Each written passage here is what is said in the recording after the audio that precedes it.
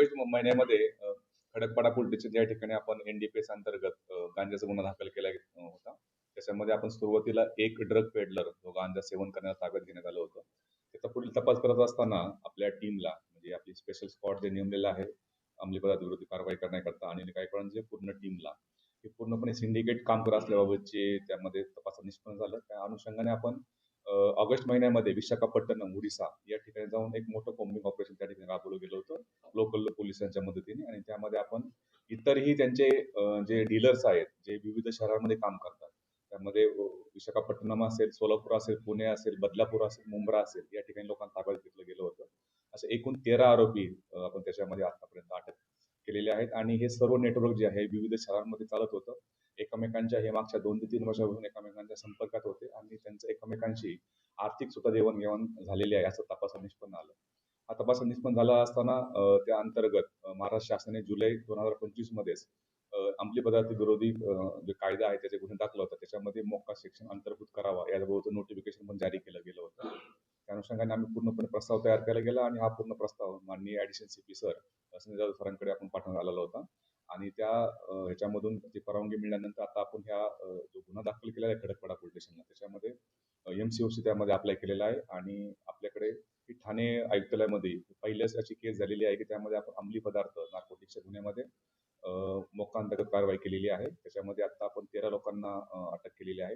सध्या तपास जो आहे तो आता एसीपी कल्याणजी गेटे यांच्याकडे आता वर्ग केलेला आहे. सध्या आम्ही त्या आरोपींना आता ताब्यात घेऊन पुन्हा मोक्का कोर्टामध्ये हजर करून त्यामध्ये पुढील तपास कशा प्रकारे एकमेकांच्या संपर्कात होते आणि कशा प्रकारे हे पूर्णपणे सिंडिकेट हा विविध शहरांमध्ये काम करत होतो या प्रकारचा आपला तपास आता इथून पुढे आम्ही करणार आहोत.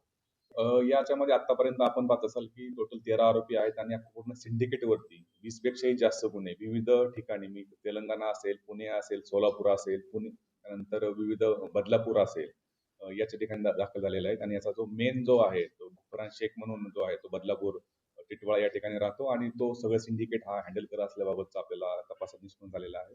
आणि याच्यामध्ये 3 प्रकारे त्यांची क्राईम करण्याची मोडस होती. एक टीम जी असेल एक विशाखापट्टणम ओडिसा या ठिकाणी माल आणणे आणि नंतर इथले डीलर जे आहेत त्या डीलर पर्यंत पोहोचवणे. त्या डीलरच्या मार्फतीने खालचे जे त्यांचे एजंट्स आहेत एजंटच्या मार्फतीने किरकोळ विक्री करत होते या विविध शहरांमध्ये. अशा प्रकारचा आपल्या तपासात निष्पन्न झालेला आहे. आणि हा फुफरान शेख जो आहे त्याच्यावरती आता यापूर्वी सुद्धा 6 गुन्हे त्याच्यावरती दाखल आहेत. इतरही जे आरोपी आहेत त्याच्यावरती तेलंगणा, पुणे असेल, बदलापूर असेल विविध ठिकाणी इव्हन यातले आरोपी जे आहेत त्यांना नार्कोटिक क्राईम ब्युरो यांच्या सुद्धा याच्यामध्ये निष्पन्न झालेले होते.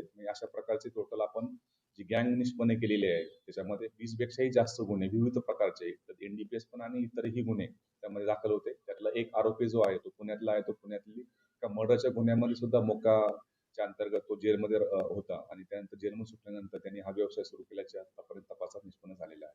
त्यांच्याकडून काय काय हस्तगत करण्यात आले आहे? या जे आपण विशाखापट्टणम आणि पूर्ण आपल्या कल्याण आणि बदलापूरमध्ये जे काही आपण कोम्बिंग ऑपरेशन आणि जे आरोपी ताब्यात देण्यात आले होते त्याच्यामध्ये आपण त्याच्याकडून 100 किलो पेक्षा जो 115 किलो गांजा त्यामध्ये जप्त केला होता. त्यामध्ये मोटरसायकल्स असतील, कार्स असतील ज्या कारचा उपयोग ते माल ने-आण करत होते त्यांना सुद्धा आपण जप्त केलं होतं. त्याचप्रमाणे आपण त्यांच्याकडून एक पिस्टल आणि विथ राऊंड सुद्धा त्या जप्त केले गेले होते. आणि त्या सगळ्यात महत्वाचं म्हणजे जे जंगलामध्ये ज्यावेळेस ते विशाखापट्टणम या ठिकाणी जे गांजा आणण्याकडे जात होते त्याकरता एकमेकांना संपर्क आणण्याकरता ते वॉकी टॉकी सुद्धा वापर करत होते.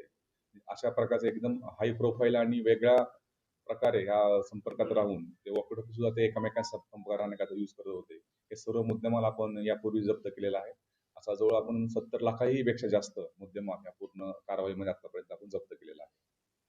शहर की ताज़ा तरीन खबरें देखने के लिए हमारे YouTube चैनल को सब्सक्राइब करिए। अगर वीडियो अच्छा लगा तो लाइक और शेयर करिए।